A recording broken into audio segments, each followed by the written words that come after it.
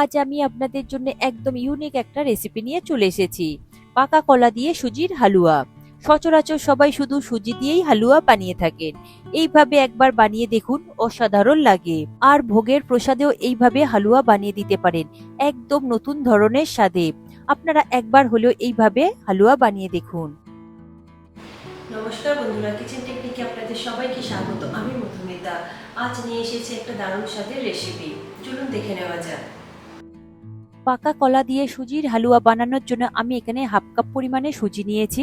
সুজিটা খুবই ছোট দানা সুজি হলে বেশ ভালো হয়, তবে না পেলে আপনারা নর্মাল সুজি দিয়েও করতে পারেন, বাজারে যেটা সচরাচর পাওয়া যায়।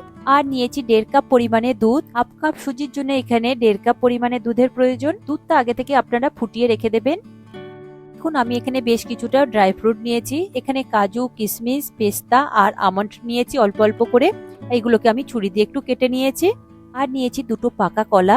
আমি এখানে হাফ কাপ পরিমাণে সুজি নিয়েছি, তাই 2টো পাকা কলা দিয়েছি। আপনাদের যদি সুজির পরিমাণ বেশি হয় সেক্ষেত্রে কলার পরিমাণটাও বাড়িয়ে দেবেন। আমি এখানে কাঁঠালি কলা নিয়েছি, তবে আপনারা যে কোনো পাকা কলা নিতে পারেন।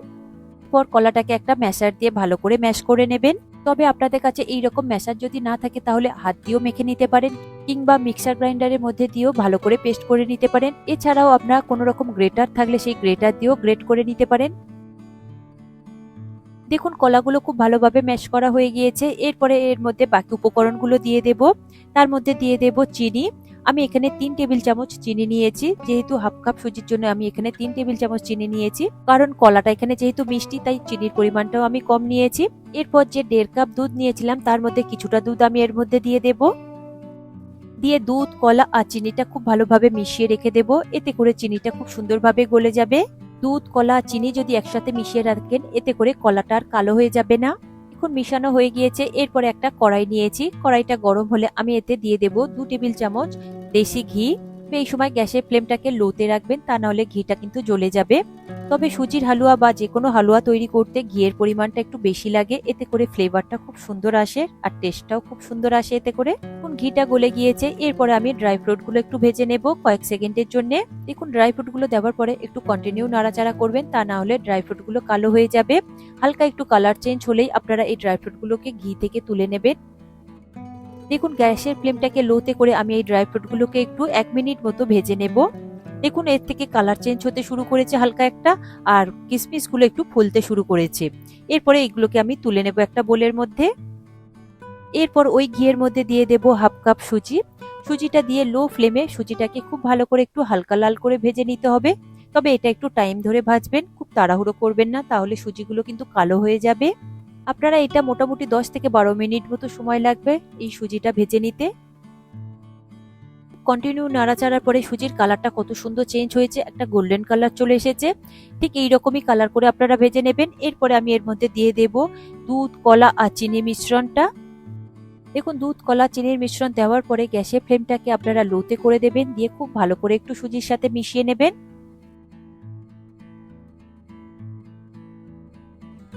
এইভাবে আপনারা একটু কন্টিনিউ নাড়াচাড়া করবেন 1 থেকে 1.5 মিনিট মতো সময় ধরে।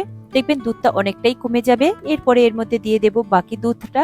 আমি এখানে 1.5 কাপ টোটাল দুধ নিয়েছিলাম, তার মধ্যে বাকি দুধটা আমি দিয়ে দিলাম।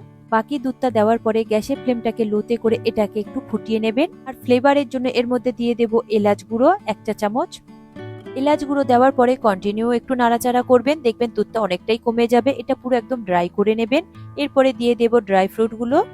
দেখুন ভেজে রাখা ড্রাই ফ্রুট গুলো দেওয়ার পরে কন্টিনিউ আরো একবার আমি নাড়াচাড়া করে নিচ্ছি। এটাকে আরো একটু ড্রাই করে নিতে হবে, যেহেতু একটু নরম রয়েছে। দেখুন সুজিটা অনেকটাই ড্রাই হয়ে গিয়েছে। এরপরে উপর থেকে দিয়ে দেব 1 টেবিল চামচ ঘি। যেহেতু আমি বলেছিলাম এখানে ঘিয়ের পরিমাণটা একটু বেশি লাগবে। ঘিটা দিয়ে খুব ভালোভাবে লো ফ্লেমে মিশিয়ে নেব। এই পুরো রান্নাটাই লো ফ্লেমে করবেন, এতে করে খুব ভালো সুন্দর টেস্ট আসবে। তবে আপনারা এখানে দুধের পরিবর্তে জলও ব্যবহার করতে পারেন, তবে এখানে সেই টেস্টটা পাবেন না দুধটা দিলে যে টেস্টটা আপনারা পাবেন।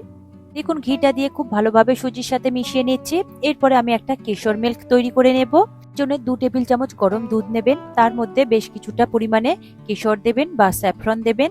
এটা আপনারা 10 থেকে 15 মিনিট মতো ভিজিয়ে রাখবেন। তারপরে এটাকে হাত দিয়ে একটু ঘষে নেবেন। দেখবেন কত সুন্দর একটা কালার চলে আসবে, এতে করে সুজির কালারটা একদমই চেঞ্জ হয়ে যাবে আর ফ্লেভারটাও খুব সুন্দর আসবে।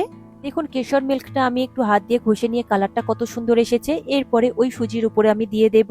দিয়ে খুব ভালো করে সুজির সাথে মিশিয়ে নেব। দেখুন কেশর মিল্কটা দেওয়ার পরে সুজির কালারটা একদমই চেঞ্জ হয়ে গিয়েছে।